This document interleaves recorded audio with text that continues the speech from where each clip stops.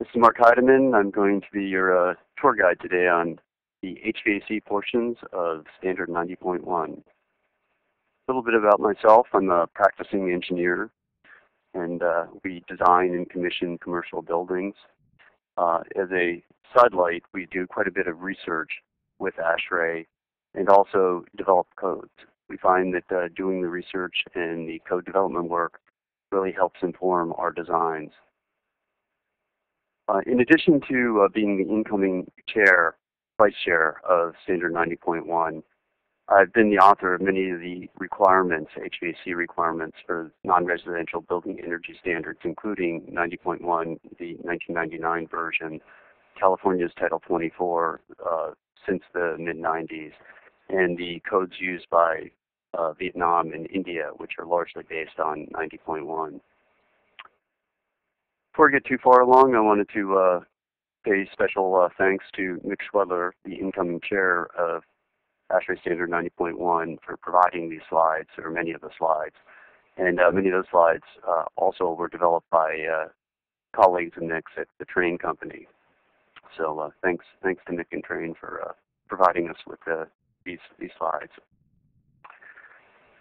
I'm going to cover a couple of resources here that will help you in applying the standard to your projects. First and foremost, when you're interested in learning more about Standard 90.1, is going to ASHRAE. The URL is up there. That's the American Society of Heating, Refrigeration, and Air Conditioning Engineers. The first bullet that I have up there is the Standard and User's Manual. You can go to the bookstore on ASHRAE Online and purchase both the Standard and the User's Manual. The Standard may differ from your specific building codes because there might have been some implementation changes, but all of the various versions of the Standard, the 2001, 2004, or the upcoming 2007, are available from the bookstore, and in between, the addenda are posted also on ASHRAE's website. Also on the website are interactive compliance forms, and I believe they just have it for the current standard, but you can fill out the compliance online, and it makes filling out the forms much easier. SSPC 90.1 meeting schedule. We've got meetings coming up this June in Long Beach, California. All of our meetings are open to the public, as is feedback on all of our drafts. And I encourage those of you that are interested in participating in the standards development process. You don't have to be a member to bring a good idea to the table. We recognize all guests and share the floor. And you can join us at the main meeting or any one of the subcommittee meetings, the HVAC subcommittee, for instance, format and compliance, lighting, envelope, or others. ASHRAE provides list services. You can sign up to either the main committee or any of the subcommittee listservs and receive information about things that we're developing. And actually, again, we encourage you to engage in the discussions. Everything that we do before it is finally published goes up for public review, and the public review drafts are posted on ASHRAE's website. Again, you can get to it through the standards link on the front page of the ASHRAE website. And we look forward to getting comments on all of our proposals, and we answer each and every one of them. If you're interested in actually adding to the breadth of the standard or making changes, there is a process called continuous maintenance, and there are proposal forms for the public to make suggestions to the committee for changes. We encourage you, when you do make a continuous maintenance proposal, that you include some sort of life cycle cost analysis. It helps us in justifying changes. As we go through our public review drafts, we're on continuous maintenance as a standard. So we are continuing along at every meeting, at both the annual and winter meeting of ASHRAE, and we have interim meetings, generally someplace in the center of the country. We develop addenda, and addenda are new ideas that aren't in the last published version of the standard. Every 3 years, those addenda are collected and a new published version of the standard with the addenda is produced. In fact, we're just on the verge of producing the 2007 standard. And finally, every now and then we notice a typo, or someone sends us a question about the standard and how it's meant to be applied. The typos, I cleared up something just recently that was an errata. Errata are officially issued by the committee, and they're posted on the website.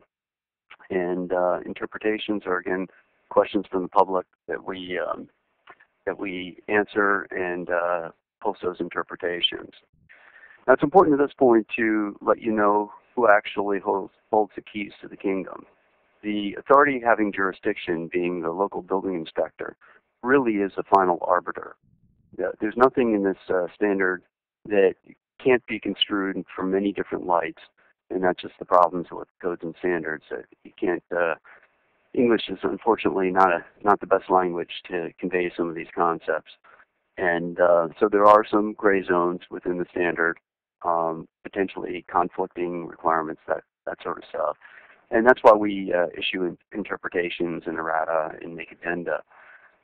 However, you can use those items to your benefit as you're talking to the code official, but ultimately it's up to that code official to make a call. In the manual, I just want to mention while I'm on this slide that the manual includes examples of how to apply the requirements, background on the requirements, why were they developed, and how are they applied. Resources, including things like pre-calculated constructions and compliance forms. There's lots and lots of excellent resources in the user's manual. So strongly recommend, if you're in the field, you're doing design, or if you're on the compliance side and you're trying to understand the designs that are being sent to you and whether or not they comply with the standard, I strongly recommend you get both the standard and the user's manual.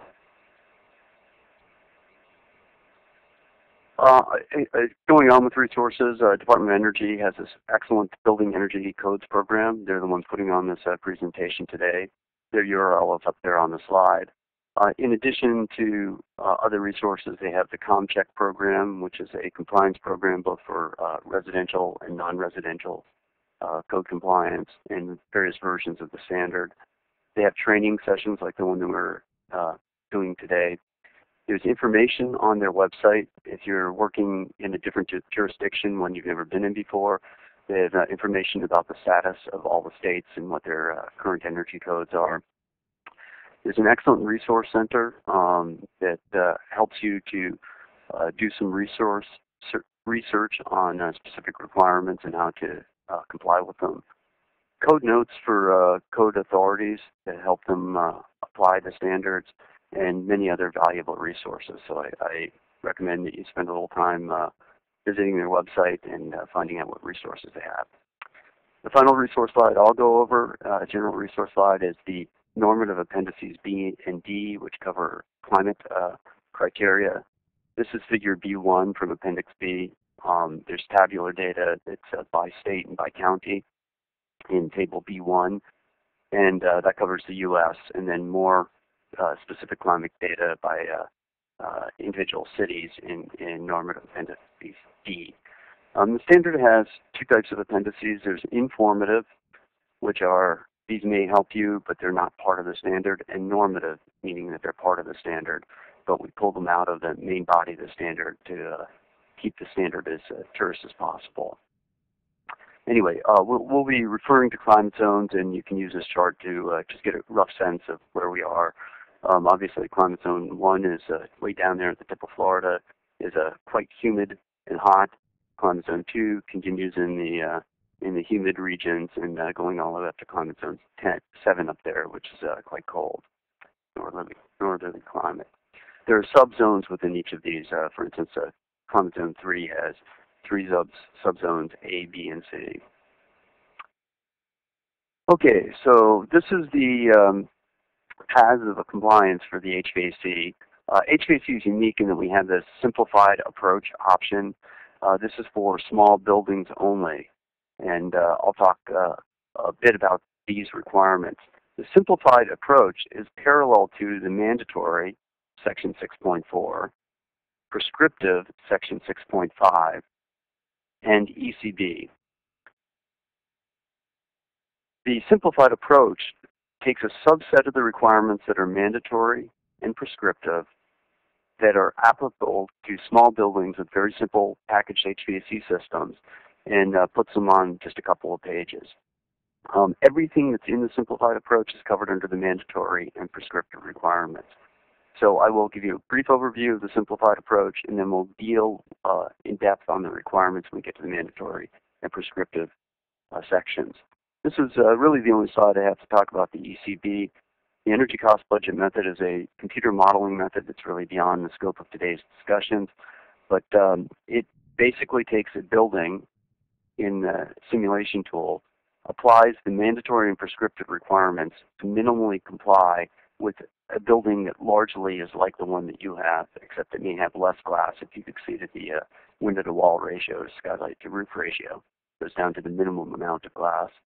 And takes some standardized schedules and occupancy assumptions, and it runs that building against a utility rate and comes up with a metric. It's dollars per year. And your building, with all of the mandatory measures which you cannot trade off, and some or none or whatever of the prescriptive measures, because those can be traded off, is described in the model. And the difference between your energy cost at the end of the run and the budget energy cost in the budget method, as long as you use less energy cost than the budget method, budget model, then you comply. And reasons for using the energy cost budget method are numerous. One, it's nice doing simulation to do some life cycle cost analysis and to compare alternate measures, but also it's quite often used for LEED compliance, and also because it's one of the metrics for LEED, and also used for utility rebates. So we're going to step through the simplified approach at section 6.3 in the standard. It's meant to be very minimal effort for compliance. They're equally stringent requirements to the mandatory and prescriptive measures, as I mentioned earlier. It fits on 2 pages, and it's limited to buildings that are 1 to 2 stories. So we get rid of all the issues that happen with larger buildings like stacked ventilation. Buildings that are relatively small, 25,000 gross square feet and less. Single zone systems, either unitary or split systems. However, they're only air or evaporatively cooled.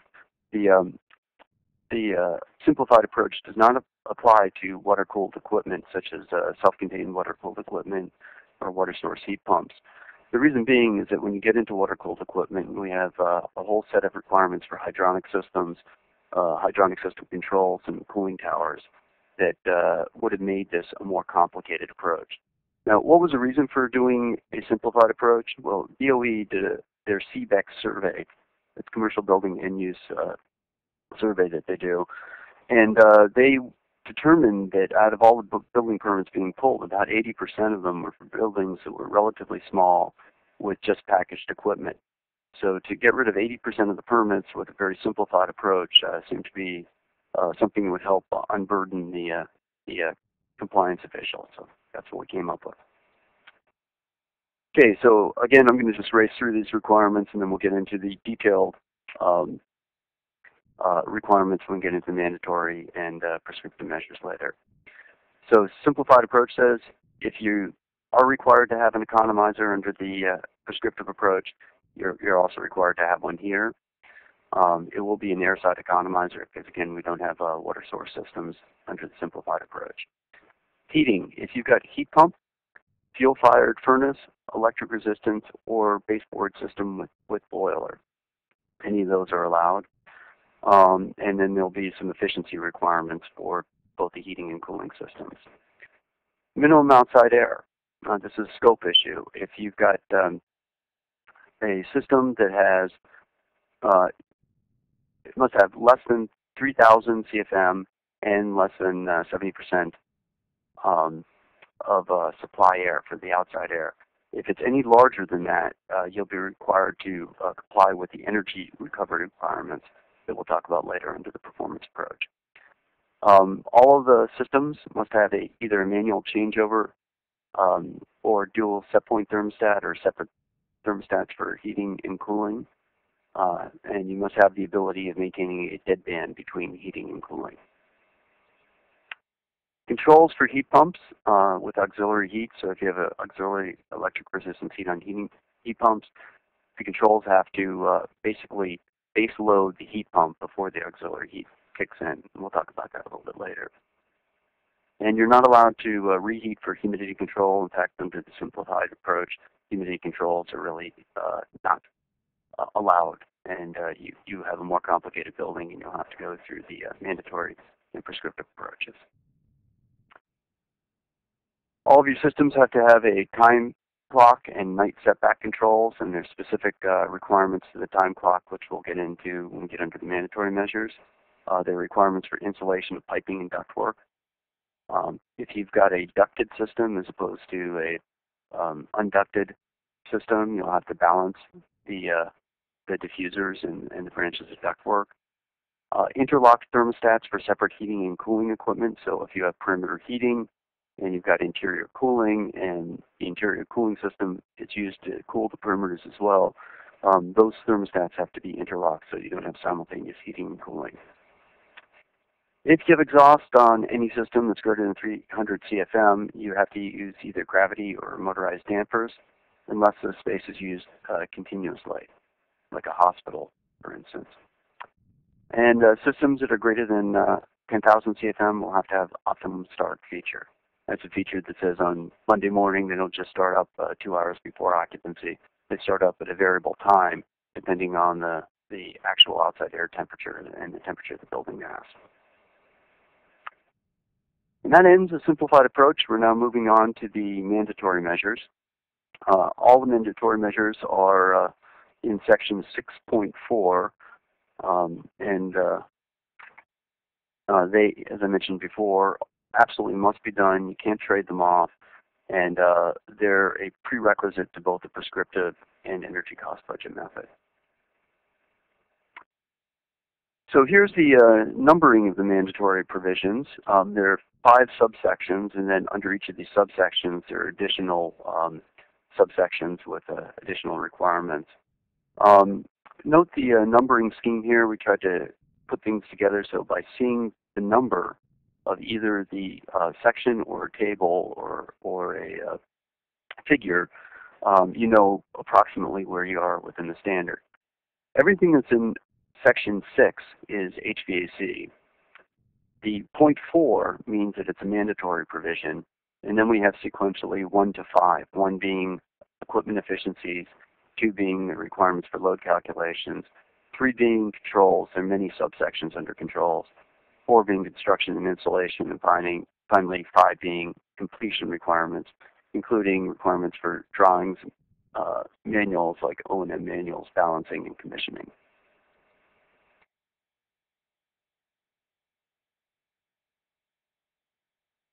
So we're in 641, we're talking about equipment efficiencies. These are all of the classes of tables, equipment efficiency tables that are in the standard. The first is air conditioners and condensing units, so remote condensing units. So that's for DX type of systems, and that includes air and water-cooled and evaporatively cooled. Heat pumps, both heating and cooling sides, are in the next set of tables. Chillers are in a third table. There's actually several additional tables. The chillers are actually rated at ARI 550, 590 conditions. But many chillers, in fact, are selected for mild climates like ours here in California, where they can't operate at 4485, which is the ARI rating condition for water-cooled chillers. And so there's a separate set of tables where the chiller is rated at a design condition, not a ARI rated condition. It's still ARI certified software that has to produce the efficiencies. So there's a number of chiller tables in the standard, the primary one, and then those tables that relate to off-design conditions. PTACs are packaged terminal air conditioners, and there's also packaged terminal heat pumps. They're in a separate table. These are small through-the-wall units. Furnaces are in another table, boilers, and then finally heat rejection equipment, which are cooling towers and closed-circuit fluid coolers.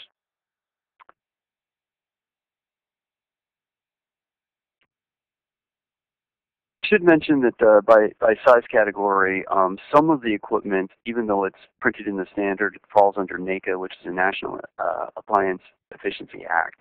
And under NACA, manufacturers cannot either buy, import, nor sell equipment that's less efficient. For the larger equipment, to comply, all you have to do is on your plans call for minimum efficiency levels that equal the efficiencies in the Section 112. Sorry, not Section 112, Section 6.4.1 of the standard. So here's 3 example entries from Section 6.4.1 of the standard. You'll notice that things are categorized by equipment type. So those categories are things like chillers. But under AC units, you might have the self-contained water-cooled AC unit with electric resistance heat. So that's a subcategory.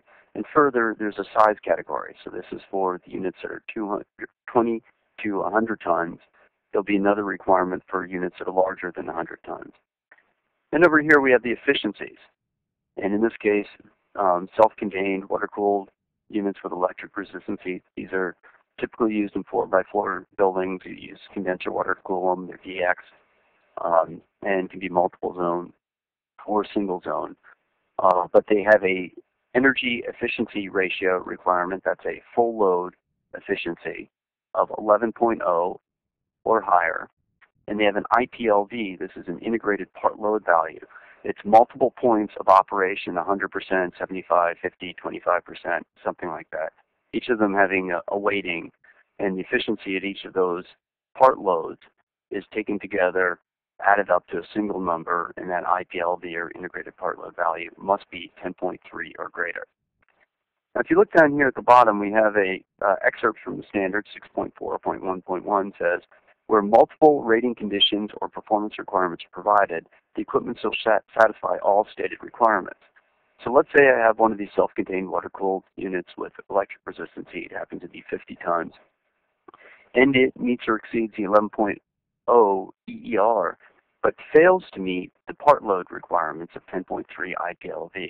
So let's say it's 10.2 IPLV. I can't use it. It has to meet both requirements, in this case the full load EER and the part load IPLV, to be used under this section of the standard, which is mandatory. Water source heat pumps, this is another class of equipment in the size range 1.5 to 5.25 tons, has a 12.0 EER and a 4.2 CLP. EERs are energy efficiency ratios, and COPs are coefficients of performance. The 12.0 EER is on the cooling side, and the 4.2 COP coefficient of performance is on the heating side.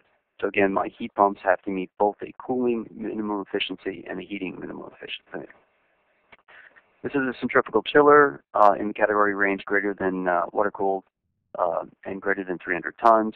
The actual efficiency requirements in the standard are the COP and IPLV using like terms. COP is BTUH out divided by BTUH in, so it's absolutely dimensionless, and that's the terms of the standard use. But many of us are more familiar with kW per ton, so here's the same full load and part load requirements in the terms of kW per ton. But the standard tables are only in COP terms. So 6.1 COP, minimum cooling efficiency, 6.4 IPLV, which is the integrated part load value. Section 6.4.2, this is the next mandatory provision, says that load calculations must be done, both the heating and cooling system at peak conditions, and that you have to use generally accepted engineering standards and handbooks similar to the ASHRAE Handbook of Fundamentals. And that's it. Controls. As I mentioned earlier, controls has a lot of subsections. You can see 8 of them here. We'll go through each of these individually. But briefly, just as an overview, we've got zone thermostatic controls, after-hour controls, turning things off when they're not needed, ventilation system controls. How do we control the ventilation, prevent the building from having a stack effect and other things. Heat pump auxiliary heat control, that's to preferentially load the heat pump and not the electric resistance heater. Humidifier preheat, turning it off when it's not required. Humidification and dehumidification. trying to get rid of systems fighting each other, freeze protection, snow melting systems, and finally ventilation controls for high occupancy areas. Again, I'll cover each of these in detail in the following slides. So this is section 643, and the 3 again is controls. So zone thermostatic requirements, first of the control requirements, required for each zone. However, you can have the perimeters, as we'll show in the next slide, treated differently. In other words, you can have a separate perimeter system serving the envelope loads and an interior cooling system that also cools the perimeter. Where you have individual units, you have to have a deadband of 5 degrees or larger. That's a capability. And you can achieve this with dual set point thermostats or a deadband thermostat or a DDC system where it's in software, where you set the cooling set point at one set point, say 75 degrees, and then the heating set point would be an offset of 5 degrees down to 70. So any of those are acceptable. The standard defines equipment capability, not operation. So the standard says your thermostats have to have this capability. It doesn't say that you, owner, have to operate your space at 75 degrees or 78 degrees or any other number.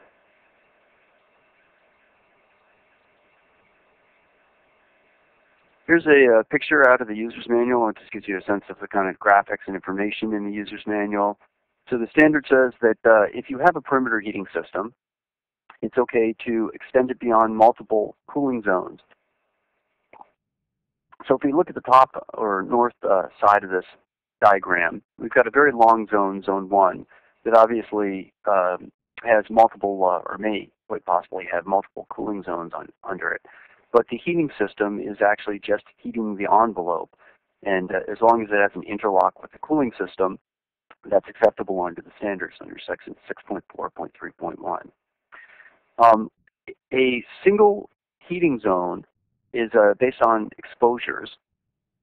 So the exposure requirement in the standard is that exposures that are greater than 50 feet in length have to be a single zone. So zone 1 is clearly larger than 50 feet. Down here in zone 3, we got a 60-foot exposure.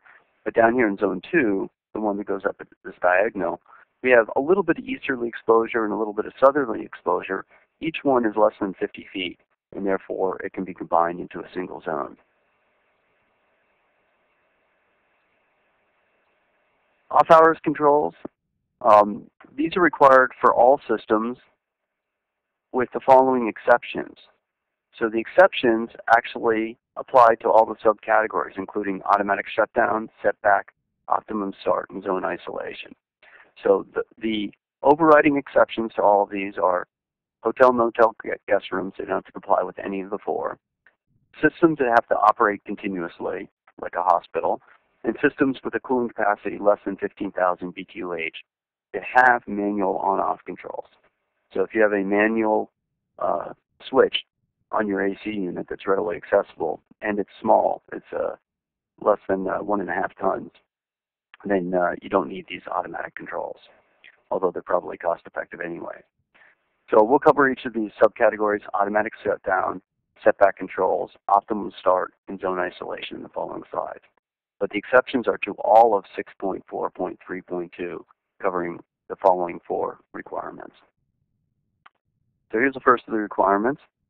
Automatic 7-day-per-week time clock is required, and that means it has separate schedules for each of the individual days of the week and each of the days on the weekend. You have to have a battery backup on the time clock, so if the power goes out, time clock continues to operate. There is an exception that if you have residential applications, those systems serving the residential units can have just a 2-day-per-week schedule, so it would be weekend, weekday. Occupancy sensors. Alternate to having a time clock is you could have an occupancy sensor turning your unit on and off. This one may or may not be allowed in ventilation codes. It's allowed for the energy standard and considered an equal, but you need to refer to Standard 62 or wherever your local ventilation code is.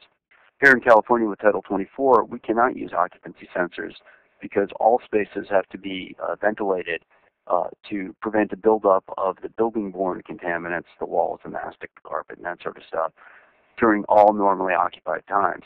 So if you have a conference room, nobody's in it, you want to keep, under the California code, and I believe under 62 as well, keep ventilating that room to a certain degree so that you dilute the contaminants so that when somebody walks in the space, they're not going to be breathing a contaminant-rich environment. But for the energy standard, occupancy sensor is sufficient. The occupancy sensor has to, there's a minimum time that it can stay on and without citing an occupant. So a minimum lag time past occupancy before it shuts off. Manual operated timer, these are spring wound timers like the old egg timers, and they can have a maximum duration of 2 hours, no more. The reason for the maximum duration is you don't want somebody cranking it up for 8 hours and being in the room for 15 minutes and leaving the system on.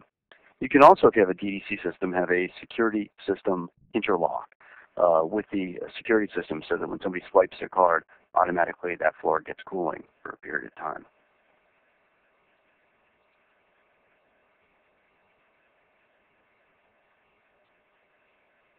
Setback controls. The setback controls apply to different climate zones. So the first bullet item, climate zones 2 to 8, have to have a lower heating set point of 55 degrees or less. What is setback? Setback is something that's there for the evenings and weekends when the system's normally off, outside of the occupied hours. You don't want the building mass to get so cold that when it comes time to reoccupy the space, typically Monday morning, that it takes hours and hours of heating to bring the space back to temperature. So if you're in one of these climate zones, climate zone 2 to 8, which are more of the northern climate zones, the ones that have cooler temperatures, you're required to have the capability in the system that at 55 degrees or less, again, you get to choose what temperature to do the actual operation in. On the weekends or in the evenings or any other unoccupied time, the system will be brought back on as required to maintain that lower set point. Similarly, the next bullet item covers hot-dry climates, climate zones 1B, 2B, 3B. And this is a set up. It's to make sure that the building doesn't get too hot and, again, have to spend lots and lots of energy trying to pull down the building before it's occupied again. And you have two choices. You can either control it to a higher temperature. Again, the system has to have the capability of going up to 90 degrees or higher, or to prevent high space humidity levels. Either one's acceptable. The other two off-hour controls are the optimum start feature. Optimum start says that you're not starting the system at the same time every Monday morning. You're starting it based on the building's mass, the outside air temperature, and the current space temperatures. That's required on all systems that have a supply air capacity greater than 10,000 square feet. CFM, sorry. Zone isolation requirements. This is the fourth of the off-hour controls. We've got a slide on the following slide, a graphic that helps explain what this is. But basically it says that if you have a large building served by a central air handling unit, and you have the capability of subdividing that building up to different tenants, so you have maybe a 10-floor building, and each floor could be a separate tenant. Each floor has to have the ability of having a separate time schedule associated with it, which is quite easy to do in a DDC system. So for a 10-story building, we'd have 10 isolation zones, each of which could have its own schedule. Furthermore, each floor that's being served, that's 25,000 square feet or greater, has to be split into isolation zones of 25,000 square foot or less. So if I have a 10,000 square foot floor, I have to have a minimum of 2 isolation zones. That is, if we have different tenants in various areas. If you have a 10-floor building and each floor is 50,000 square feet, then you would have 20 isolation zones. You have 2 per floor, plus 1 for each floor. The isolation devices have to shut off both the outside air and exhaust airflow. And the central systems have to be designed to turn down so that 1 or 2 isolation zones alone can be handled without running the entire building. And each isolation zone must be capable of a separate time schedule. So the question is, how do you do this? Well, here's another example from the user's manual. As I said earlier, the user's manual has lots of excellent examples of how to apply the standard. So the first floor of this has a combination fire smoke damper. This is obviously a life safety control, but you can wire the energy management control system in parallel and in series with the fire life safety system, such that the fire life safety system can always override the controls no matter what the control system is doing. But we commonly take the fire smoke damper and use it in the energy management system as a means for isolating floors for the isolation zone requirement. You've already paid for the damper. A couple more contacts in the system are not that much more expensive. If you have just a fire damper, that's the next floor down on the shaft, you can use a motorized damper outbound to the fire damper, and that would be energy management control system damper that can be used to isolate the entire floor. If you have pneumatic boxes, you can make them normally closed, bleed the air line to that floor, and then you've isolated it as effectively as having a motorized damper on the branch. And if you have zones with DDC controls all the way down to the box level, you can just tell the boxes on the floor to be shut off. So each group of boxes can have its own schedule and use the zone dampers to isolate it. Okay, so we're finished with the off-hour controls. We're moving to the third item here under controls, which is ventilation system controls. You need to provide motorized dampers on stairs and elevator shafts, on gravity hoods, vents, and ventilators. And the reason for this is you want to make sure that we limit the amount of infiltration when the building systems are off and the building's not pressurized. So the exceptions are buildings that are less than 3 stories high, because obviously the stack effect doesn't work on smaller buildings. Buildings that are in hot climates, meaning that you don't have that driver for the stack effect, the cold air and the hot air inside the building, creating a buoyancy difference.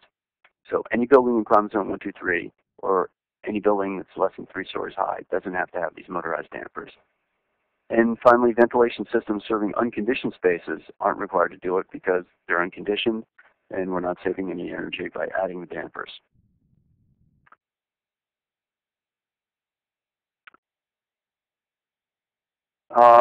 So provide shut-off damper control for outdoor air supply and exhaust systems. You need to automatically shut the systems when the spaces are not in use. This is continuing under ventilation system controls. And automatically shut also during building warm-up, cool-down, and setback. So if you bring the system on at night to warm up the mass, we don't want you to bring in a lot of cold air along with it to have to preheat. So you're supposed to be working on purely recirculated air during warm-up, cool-down, and setback. And setup actually should be on there as well. There's an exception for gravity, non-motorized dampers for buildings that are less than 3 stories in all climates, any building in climate zone 1, 2, and 3, or where they're very small outside air intakes or exhausts. And then you can use a barometric damper. Barometric dampers leak more than automatic dampers. That's the reason for the provision. And speaking of leakage, here's another part of the ventilation control requirements. This is a table that has climate zones on the first column. So climate zones 1, 2, 6, 7, and 8 take the first row. All other climate zones take the second row. And this is a minimum damper leakage based on a leakage area at 1-inch water gauge or water column. And this is in CFM per square foot of damper area. So the very low leakage dampers are required in climate zones 1, 2, 6, 7, and 8, where you're required to have a motorized damper. And in these climates, you're not allowed to have non-motorized dampers, so there's no leakage category for those. Here's the medium leakage dampers. They're the other climate zones where it's motorized. And here's a final leakage category, 20 CFM per square foot for non-motorized barometric dampers. And there's a footnote here that says dampers less than 24 inches in either dimension may have a leakage that's even higher than that 20 CFM per square foot, just applying to that last category. Note that in this section, 6.4.3.2, it only covers outside air and exhaust air dampers. However, when we get to the Economizer section, which is a prescriptive requirement, it will also apply to the return air dampers. We'll talk about that when we get there. Heat pump auxiliary heat, we talked about this briefly when we were going over the simplified approach. Heat pumps have a compressor that can provide heat, but they typically have auxiliary heat, and the auxiliary heat is required both because sometimes the compressor is only sized for the cooling load and isn't large enough to meet the heating load, and also during periods of defrost when the coils are frosting, you have to use the heat pump itself to send a blast of hot gas to the outdoor coil and keep it from freezing. And during that time, if you don't want to freeze the occupants, you need the auxiliary heater to provide comfort. Anyway, the controls that you need to achieve this requirement are well described in the user's manual, but the basic concept is they preferentially load the heat pump before the auxiliary heater is brought on, and there's an exception for times in which you're doing defrost. There's also this exception, which is heat pumps that are covered by NACA. That's a National Appliance Code that I mentioned earlier. NACA has this heating system performance factor, which is a seasonal full end part load factor that includes the effects and impacts of the auxiliary heating. So if you exceed the NACA requirements in Table 6.8.1b for the heat pump, and it was tested with the auxiliary heat and the controls that were built in with the heat pump, and it meets or exceeds that requirements, you don't need a different type of control. That's sufficient. Okay, moving on to humidification and dehumidification controls.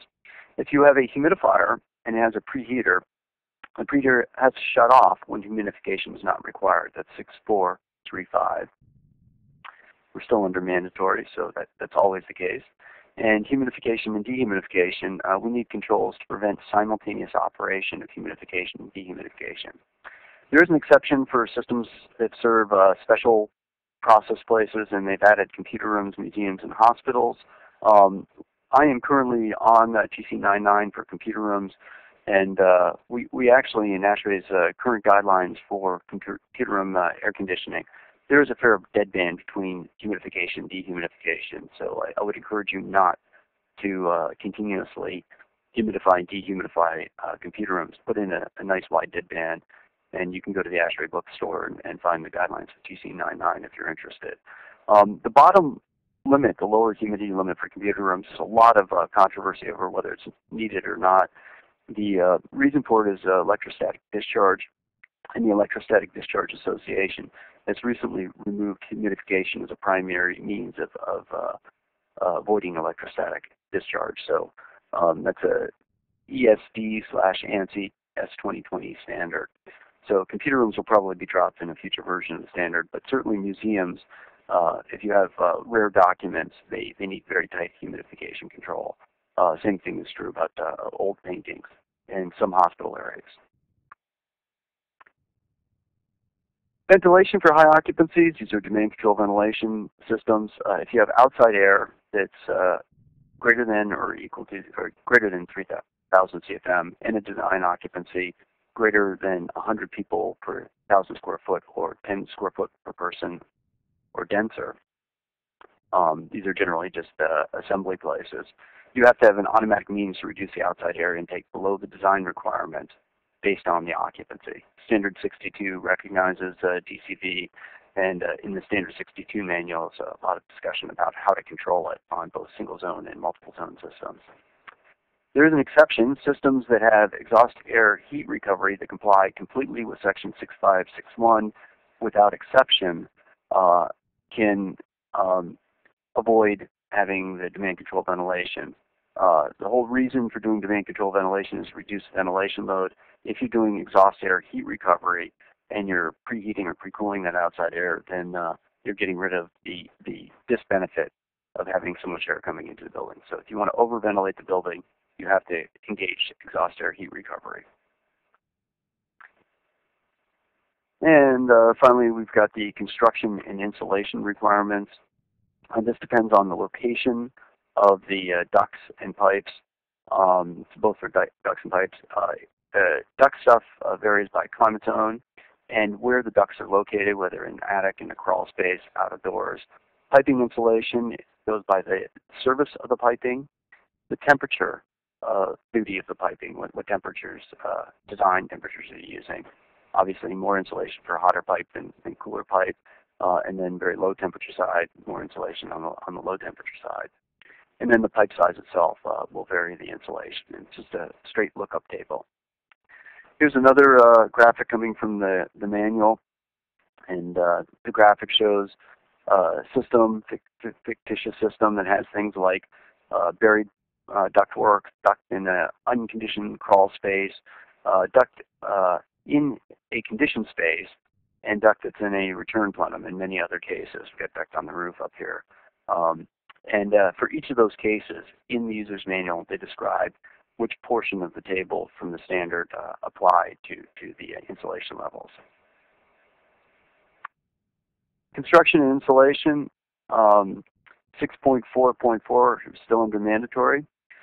We use minimum ceiling levels for all ducts based on the location, service, and pressure class. These are largely the SMACNA pressure classes and the SMACNA ceiling levels. It tells you whether what kind of seams you can use, both end seams and joints, and whether or not they need to be sealed. And then for medium and high pressure duct, that's 3 inches and above water column, at least a quarter of that ductwork has to be tested for minimum leakage. And the details of the amount of leakage allowed are in the standard under 6.4.4, and how to test it is in the user's manual. Completion requirements are requirement report is in 6.4.5, which is mandatory, but it refers to section 6.7 where some of these requirements are detailed. And they're in 6.7 because they're common to lighting, envelope, and HVAC, so that each of the subsections can refer to them. So the documentation is required within 90 days of system acceptance. It includes as-built drawings, submittal data, things like the pump curves, fan curves, the equipment performance, O&M manuals, who to call when things break, and finally the control sequences and schematics. So a description of how the control system is set up. On completion requirements, we also have system balancing. So if you've got a system that's larger than 5,000 square feet, you're required to have a written test and balance report. And for all fans that are greater than 1 horsepower and all hydronic pumps that are greater than 10 horsepower, you have to, in fact, do something to the primary movers, the fans and pumps, rather than just throw dampers and balancing dampers and valves into the system. So you have to adjust the primary movers either by adjusting the speed of a fan or pump if it has a variable speed drive, or trimming the impeller of a pump if in fact you've got a pumping system that's a constant speed. In the case of a fan, what you would do is you reshiv it to get it to the right speed. So you need to do that to minimize the throttling losses, and there's a specific threshold set out in 6.7.2.3. And finally, commissioning. That's Appendix E defines what the commissioning activities are, but 6.7.2.4 has a requirement for it. It refers to Appendix E.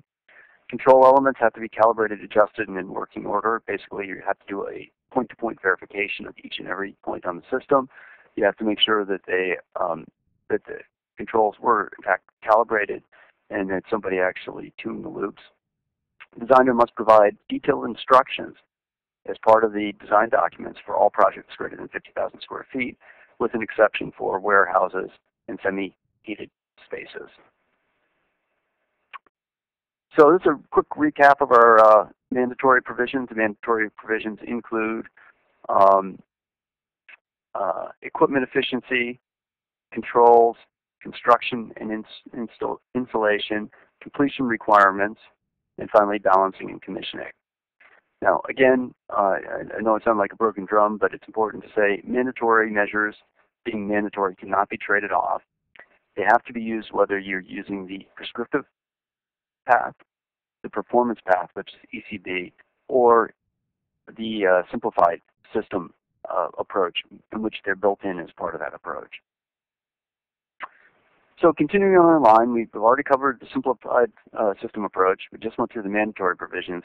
So our final step is here, the prescriptive requirements, and then we'll get to water heating.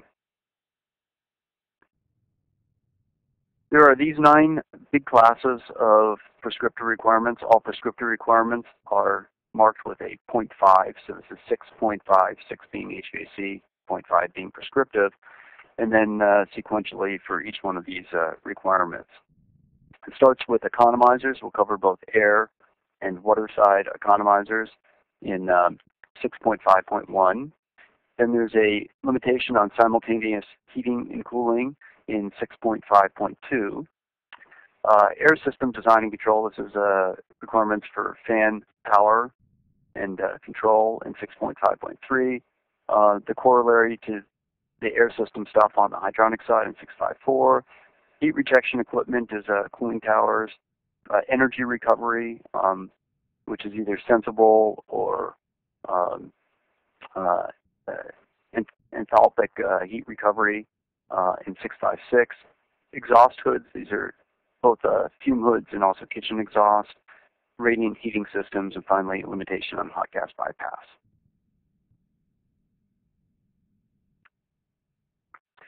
So the first set of requirements, again, are economizer. This is both air and water side economizers. The economizer requirement is triggered by table 651 that I'll show you in 2 slides that is based on climate and has a threshold size for where an economizer is required. You can meet this requirement by either using an air side economizer, dampers on the outside air system that go up to 100%, or water side, being a coil that provides free cooling, or quote-unquote free cooling, water that's cooled only by the cooling tower. There are numerous exceptions. I've added a slide with all the exceptions in the next slide. And the controls, where they're used, economizers have to be integrated. That means that you have to have the capability of simultaneously running your cooling coil, whether it's DX or chill water, and the economizer at the same time. You can't have a system that, for instance, a DX system where the DX system can't unload enough to keep running with 100% outside air if you're using an air side economizer. And finally, operation must not increase heating energy consumption. The classic example of this is a single fan dual duct system where you've got air coming in from the outside and it's splitting at the fan and going through 2 coils, a heating coil and a cooling coil, and it goes through an economizer section. And if the cooling deck wants cooling and you try and get 100% outside air and it's cool outside, say 60 degrees, they'll actually increase the energy usage on the hot deck. So single fan dual duct is not allowed under 651. You'd have to use a dual fan dual duct system to avoid that. And again, you want to know what those look like, get a copy of the user's manual. Here are the economizer exceptions. The first one has to do with the capacity limits. That's the next slide. We'll talk about that in a moment. Systems that have to use gas phase air cleaning for standard 62. This would be like an activated charcoal filter or some other filter that's taking out specific contaminants from the air. The reason that you're exempted from an air side economizer using gas phase filtration is that those filters are very expensive, they're hard to maintain, and to size them for 100% outside air for free cooling could be prohibitively expensive. Almost all the requirements in the standard meet a cost-effectiveness basis. They may be aggregated, they may not be cost-effective in each and every building, but they tend to be cost-effective across the group of buildings looked at, which are largely retail and office spaces in all the climates of the United States.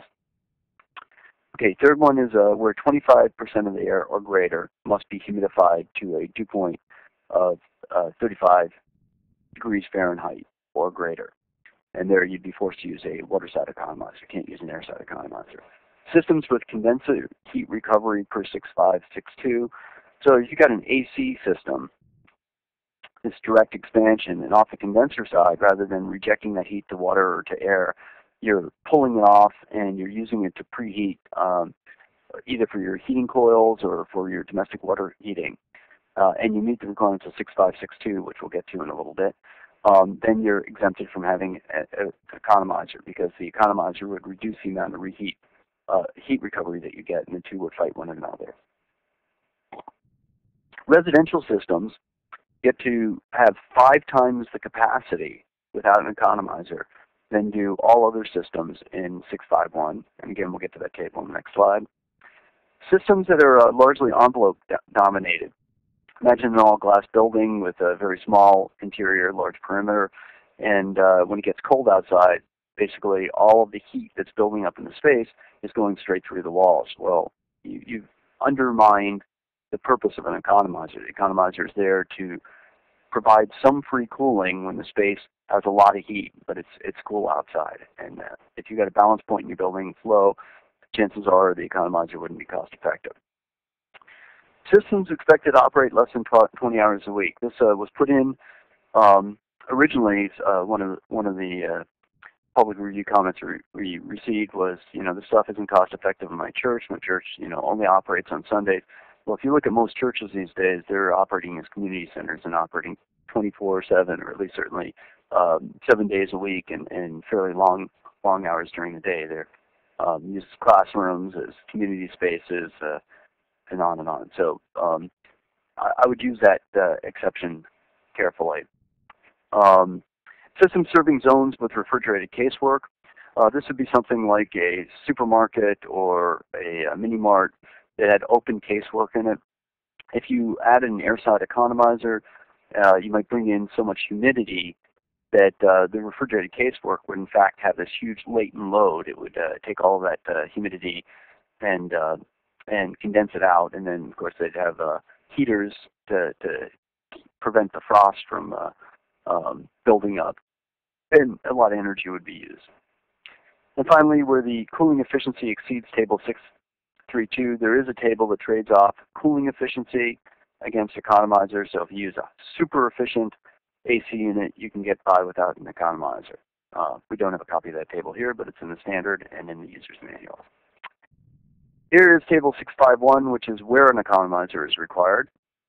So if you're in these humid climates, relatively humid climates, Miami, St. Louis, Charlotte, and all of the climate zones are listed up there, economizers are not required.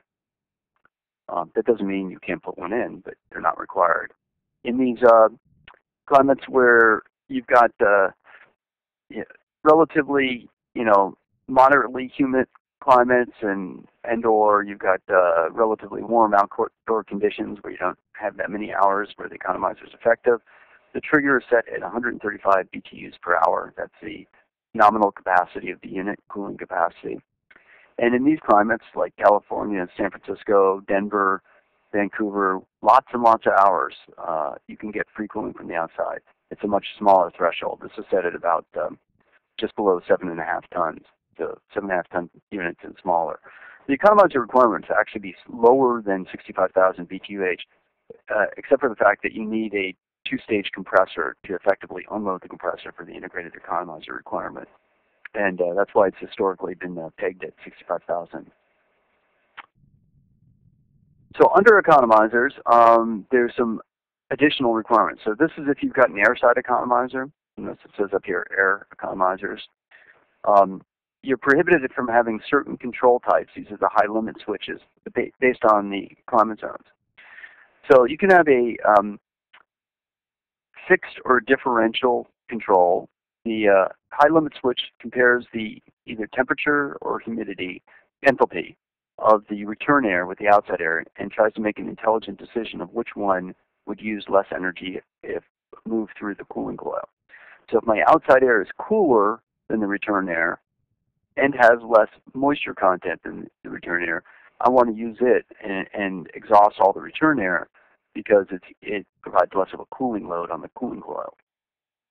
A fixed control, like this fixed enthalpy control, which is prohibited, says that you assume what the return air condition is, and you only have an enthalpy sensor sitting in the outside air. And these are climates that in which that fixed assumption probably won't work, and furthermore, enthalpy controls are known to drift. So it's prohibited. You can have differential enthalpy, meaning I can have a enthalpy sensor inside and outside, but it can't get by with just one outside and none on the inside. And it's because of the variable humidity levels in the outside air.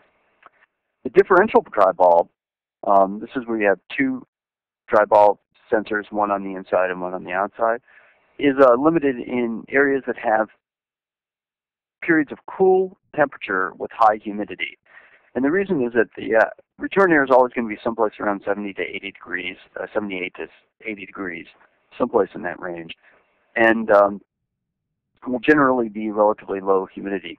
If you end up, take a look at the site chart, up around 76, 75 degrees, up about 80 to 100% relative humidity, you can see you'll be well above the enthalpy condition of a return air system that likely will be around 50% relative humidity and 78 to 80 degrees.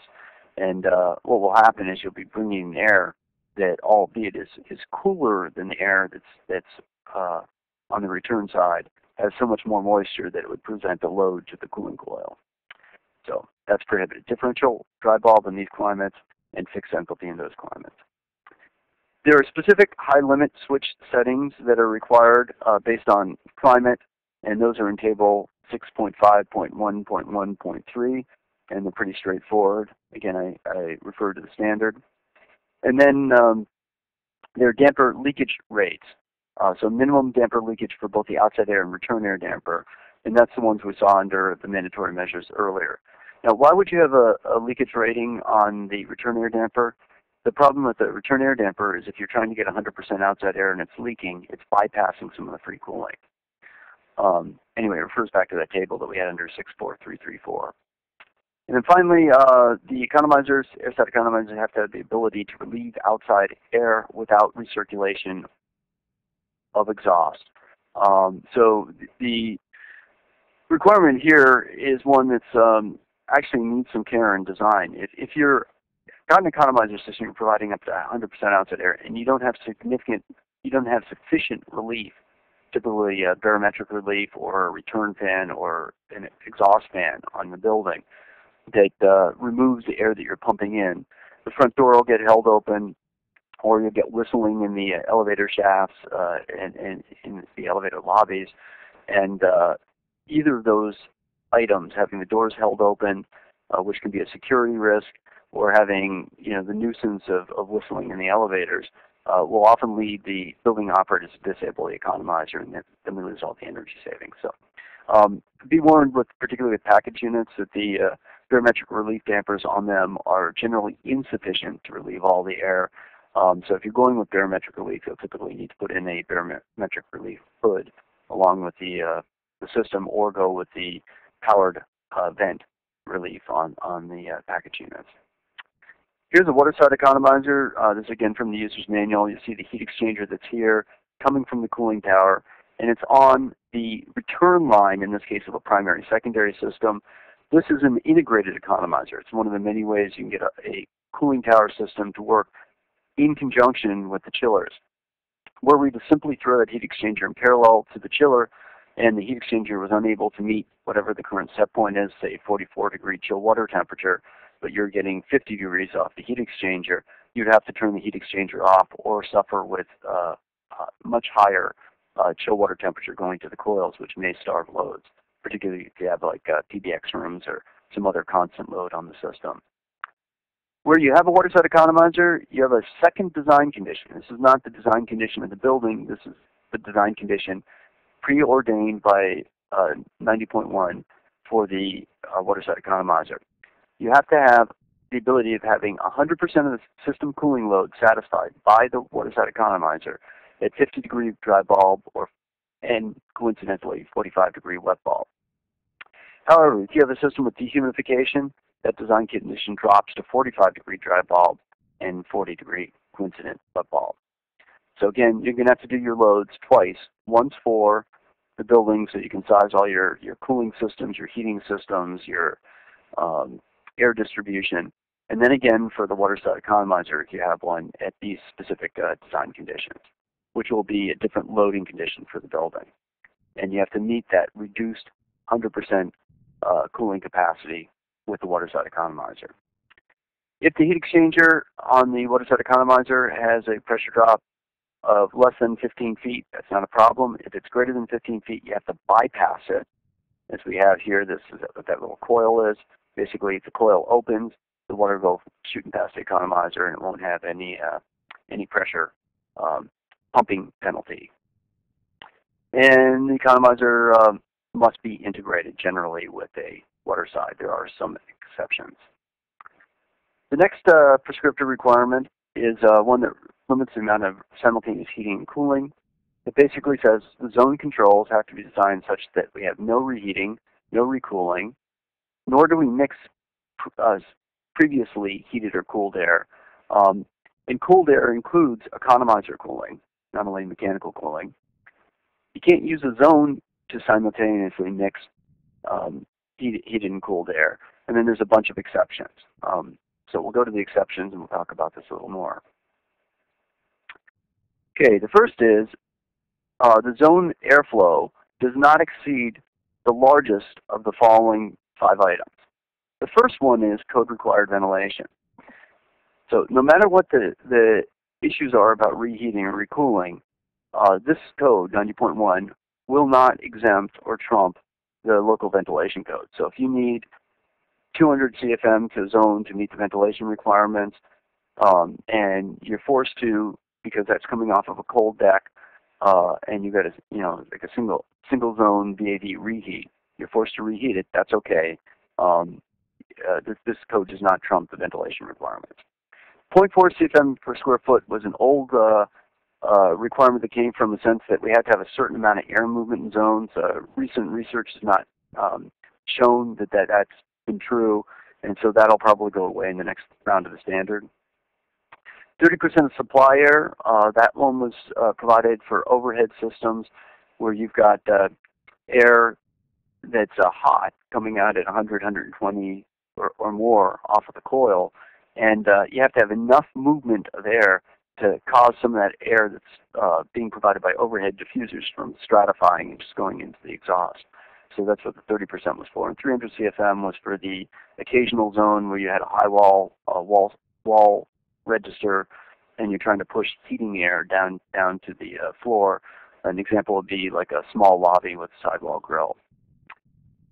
And then finally, this is a very important one. This is here for ASHRAE Standard 62 in the critical zone.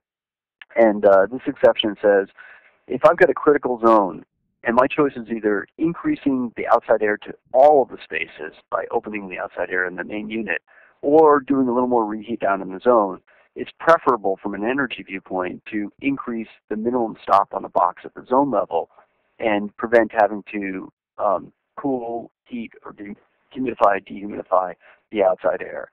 And if you show that, in fact, by doing that in a critical zone, you can minimize the energy usage of the building, again, you can have reheat on that specific zone or recooling. Zones with special pressurization requirements, tuberculosis ward's a great one as an example. There are lots of labs where you've got to keep the lab negative, but you want to keep the office spaces positive so you don't get lab fumes pulled in. Those are areas where 100% constant volume system is acceptable, but may not be the best design practice. Obviously, there's lots of VAV systems that you can do with labs and other mission critical spaces. Zones with code required minimum circulation rates. These are things like laboratories, again, where you might have a 6 air change requirement minimum in the space or higher. Certainly, if you have an animal facility, you have to have very high minimum ventilation rates.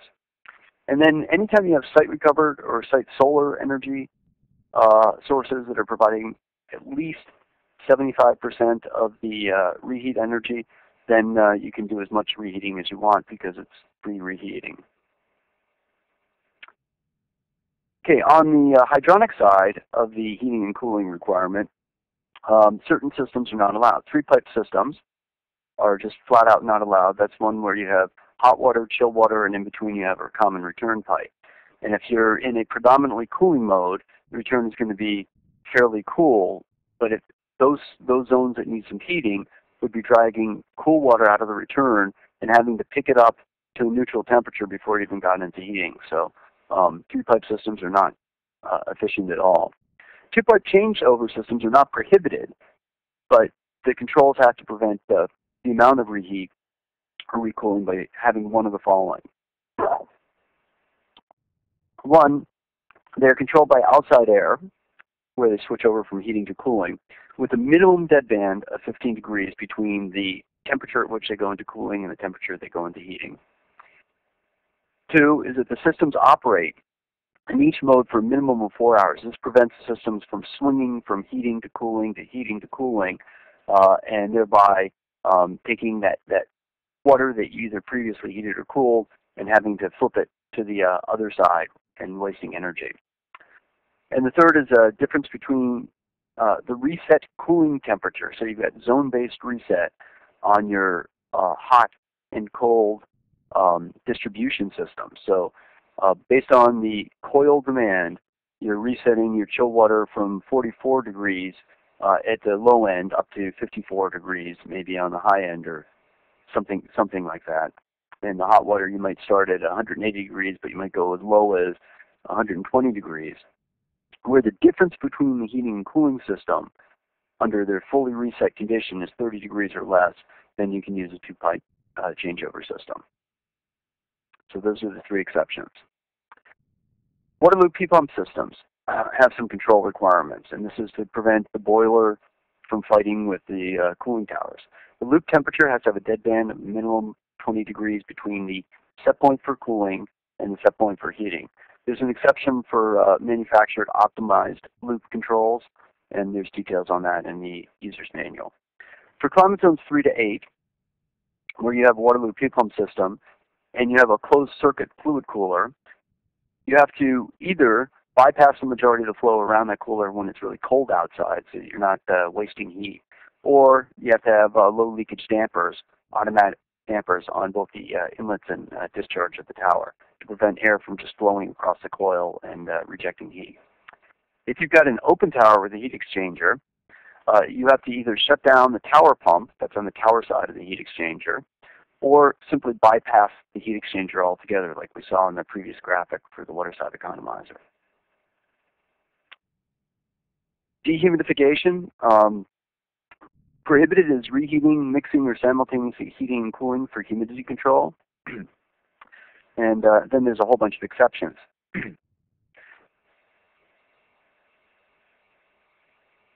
The first is if you reduce your supply air flow to less than 50% design, or minimum ventilation rate, whichever is larger.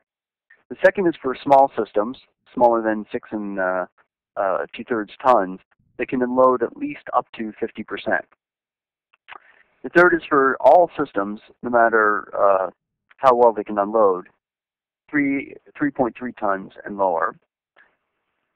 Systems with specific humidity requirements, these would be things like museums, surgical suites, where 75% of the reheat, recool, or recool energy is site recovered or site solar. And finally, desiccant systems with heat recovery. And for that one, we'll refer to the standard because it's a relatively complicated exception. On the humidification side, you're required to have a water side economizer if an economizer is required under Section 651, and the system has hydronic cooling. So you already have a hydronic system in there, and you have humidification set to maintain the indoor humidity at greater than 35-degree dew-point temperature. And you're forced to go to a water side economizer as opposed to an air side economizer. Again, if you had an air side economizer and you brought in cool but dry air, you'd waste the energy on the humidifiers. Fan system power limitation, this applies to what we call total fan system power whenever that's greater than 5 horsepower. Total fan system power is defined as all the fans that operate under normal peak condition, either peak heating or peak cooling. So if you take a typical system, the supply fan, that'll be part of the total fan system power. The return fan, that'll be part of the fan system power because it's operating whether the economizer is operating or not.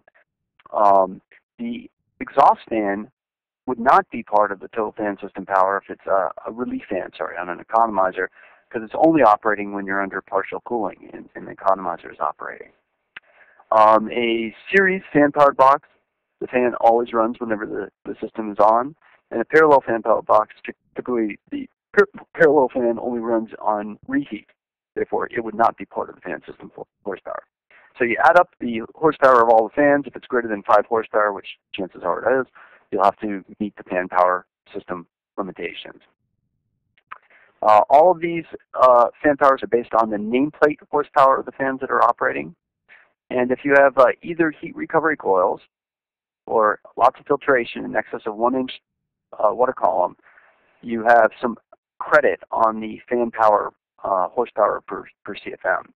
And there are formulas in the standard that are also described in detail in the user's manual. If you have a low temperature air system, chances are you have a lower flow of air, therefore you're allowed to have a little bit higher energy, fan energy. So that's a credit recognizing the fact that fan energy is both the amount of air that you're flowing and also the pressure.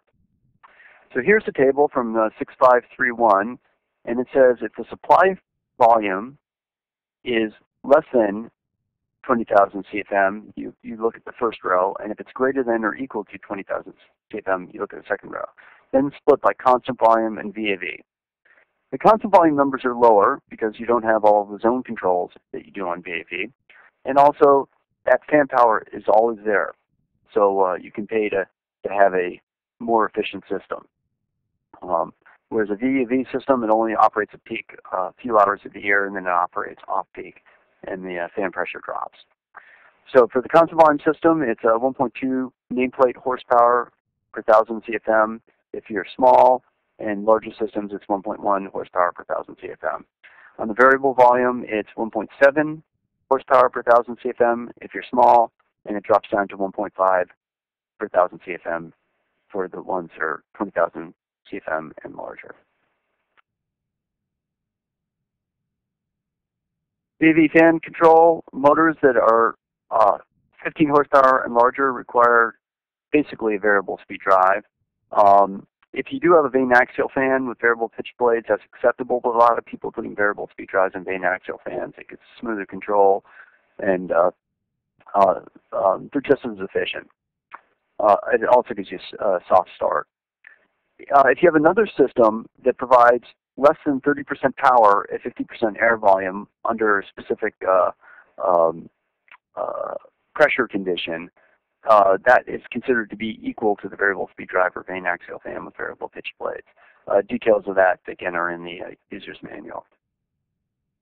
How do you control the fans? Well, if you've got a system without DDC control, that's without, you locate the pressure sensor far enough down the duct such that the control set point is less than a third of the fan scheduled total system pressure. So take the pressure across the fan, total static pressure across the fan, and if that fan was scheduled at 6 inches, you have to locate the sensor far enough out in the duct that you can get by with a 2-inch or less set point on the pressure sensor. For systems with DEC control, you can put the sensor wherever you want. In fact, you can put it right at the discharge of the fan, but you have to provide demand pressure reset by zone demand, meaning that you're reducing the pressure as required to just satisfy the most demanding valve in the system. And examples of that are provided in the user's manual. There's 2 ways of doing it. You can do a direct control off of the VAV damper position, or you can do what's called determine respond. Hydronic system design and control.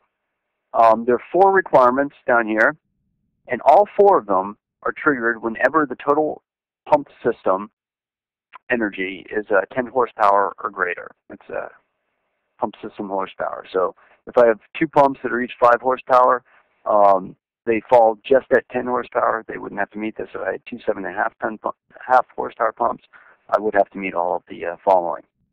So we'll go through these 4, but recall that total pump system horsepower of 10 horsepower or greater is the trigger for all 4 of them. The first one says that you have to design hydronic systems to be variable flow and have to have the capability of reducing the flow by a maximum of 50%. You can reduce it down to 25%. That's fine, but you have to at least meet the threshold of 50%. How do you do this on chill water and hot water systems? You put in a two-way valve as opposed to a three-way valve, which incidentally costs a whole heck of a lot less to install and saves energy. So the two-way valve goes in and on the coils, and we've got lots of systems, both hot water and chill water, that have 100% two-way valves, no three-way valves anywhere, and no balancing. But you have to design it for at least 50% reduction, and then you have to have essentially variable speed drive on the pumps or other means that get you to 30% design wattage at 50% flow. And that's required, the variable speed drives are required where the pump head is greater than 100 feet and the motor is 50 horsepower or larger. That's likely to drop in future versions of standard. In California, we recently reviewed this in our standard, and we dropped it to a 10 horsepower motor. Exceptions. If you only have 3 control valves in your system, so you've got a chill water system with 3 control valves, chances are the head is relatively low. It's perfectly fine to make it constant volume, although you will, under a following requirement, have to make it a variable temperature. And then minimum flow required for equipment. So this would be like minimum flow through chillers or boilers, where you have less than 75 horsepower of pumping connected horsepower. Now, most systems can be, in fact, designed to satisfy the minimum flow requirements of the chillers or the boilers without just exempting yourself from this. So look at, for instance, the Cool Tools guide on how to design a primary-only variable flow system or a primary-secondary system. On the boiler side, you can have a recirculation pump on the boiler and a bypass line, and essentially makes it like a primary-secondary.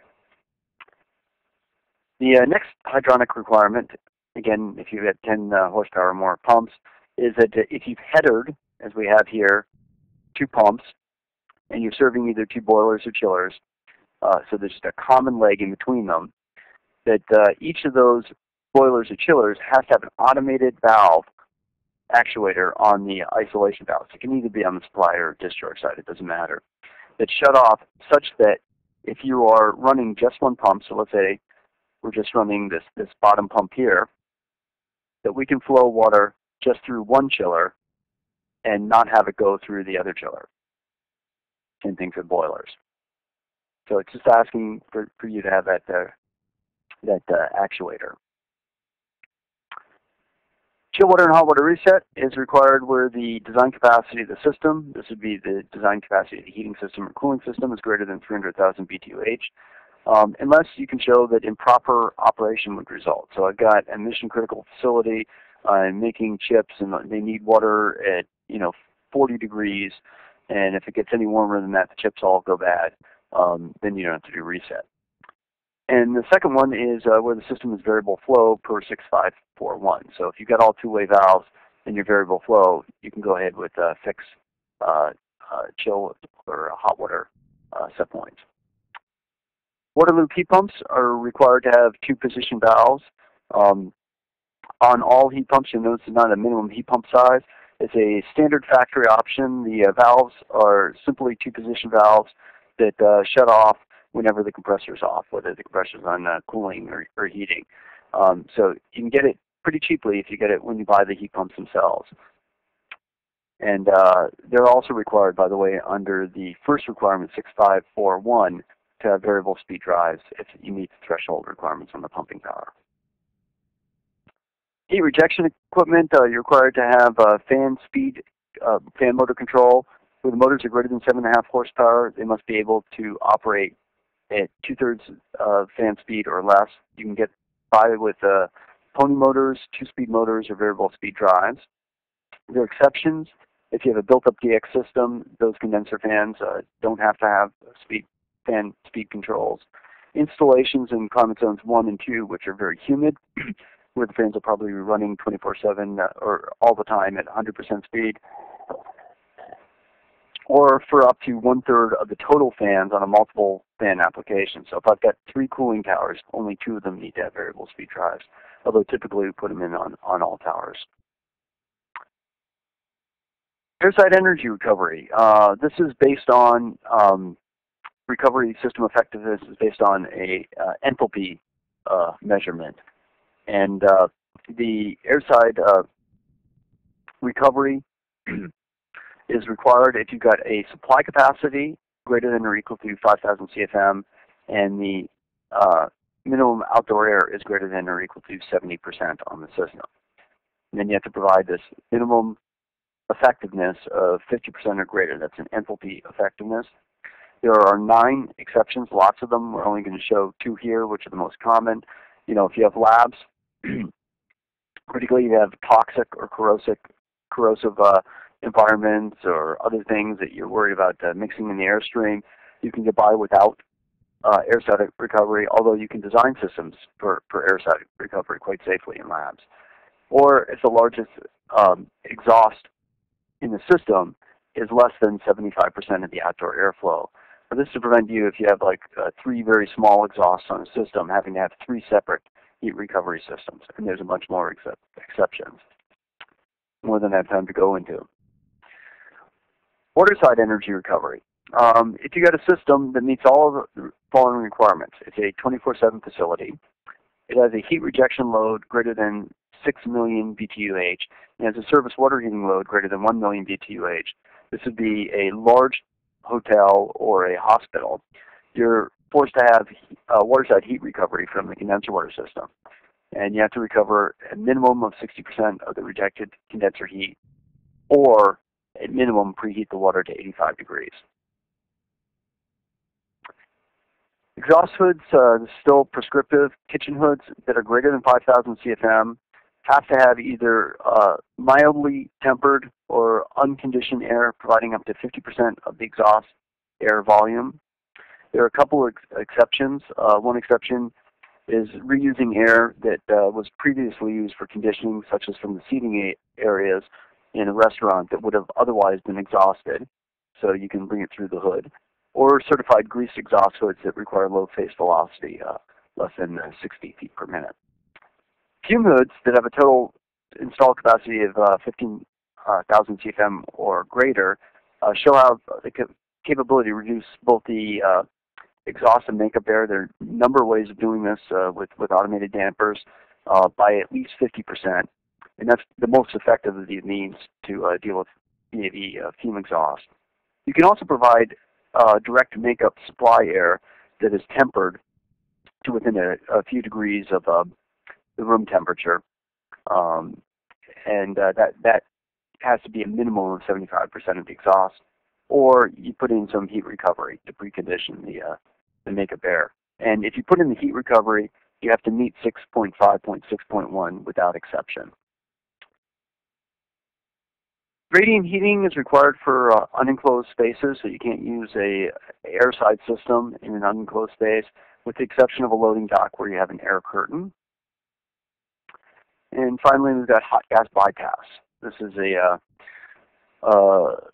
fairly inefficient control, but is used to maintain a DX system, whether it's a chiller or a DX unit at a very low load condition. And it's based on the system capacity. If it's 24,000 BTUH or smaller, 20 tons or smaller, the system has to be able to unload to a minimum of 50% of nominal capacity. So this would be 2 compressors equally sized.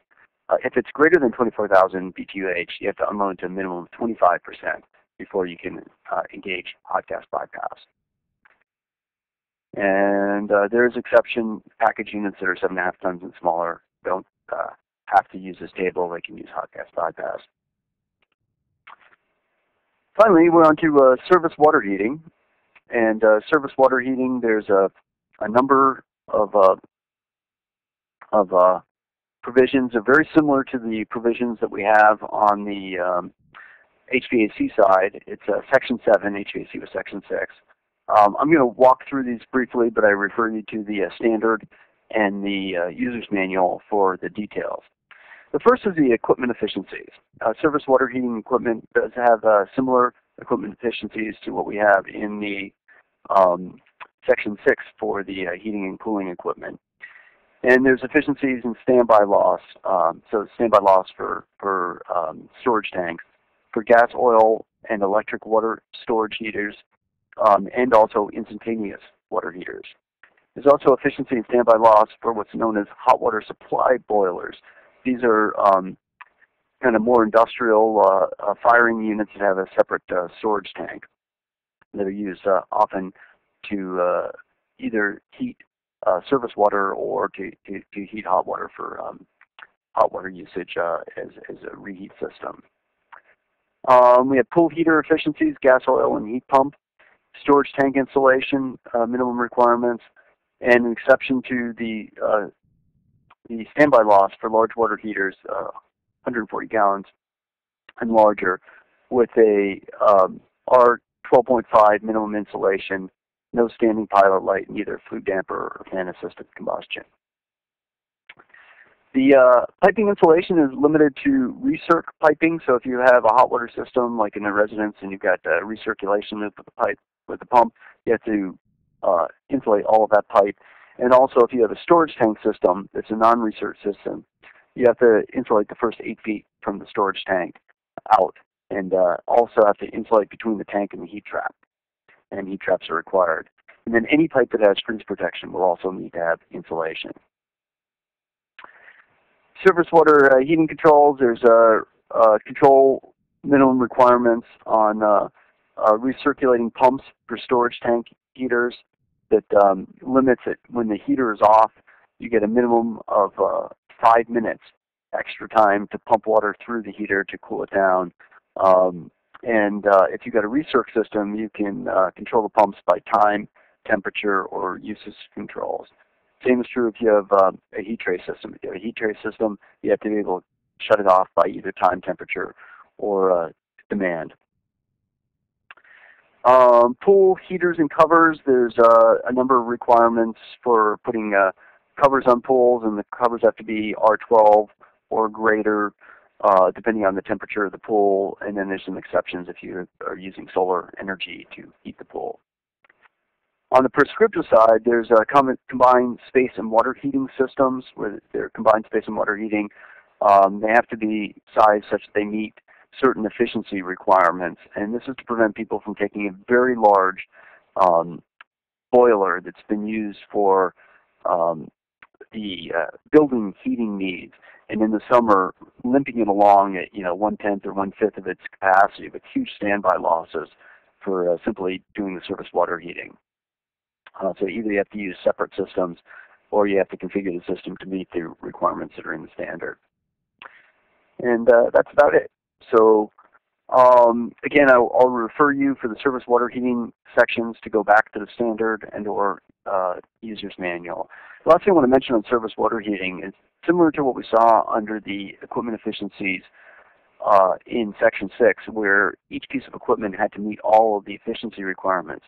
If a piece of equipment is used for both surface water heating and space heating, it has to meet both sets of requirements. It has to meet the equipment efficiencies in Section 7, including the standby losses, as well as the equipment efficiencies in Section 6.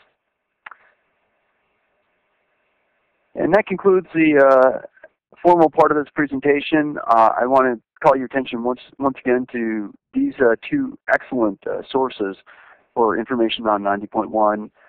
If you go to ASHRAE's website, you can get the actual standard, 2001, 2004, soon 2007, the coincident users manuals to each of those sections, all the details that I provided earlier, things like the addenda, find out about where the committee is going to be, participate in listservs, and more importantly, they have a number of training opportunities offered both online and in physical locations. They almost always have a class on 90.1 at the annual and winter meetings, and they also have them at CRCs and chapters host them. And if you're out there and you want to get 90.1 training, information about how to arrange that's on ASHRAE's website.